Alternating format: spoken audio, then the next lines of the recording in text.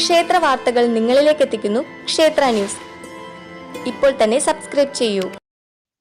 വെളുത്തൂർ ശ്രീ നമ്പോർക്കാവ് ഭഗവതി ക്ഷേത്രത്തിൽ അഷ്ടദ്രവ്യ മഹാഗണപതി ഹോമവും ഗജപൂജയും ആനയൂട്ടും ഇല്ലം നിറയും നടന്നു.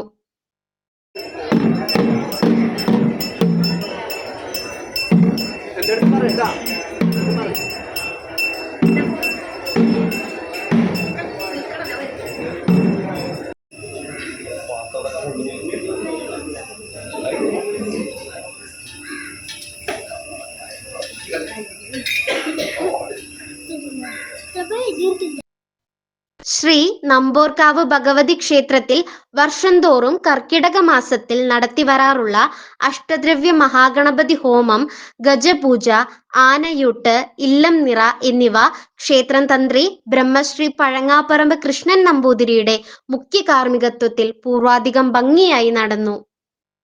ക്ഷേത്ര ന്യൂസ്, തൃശൂർ.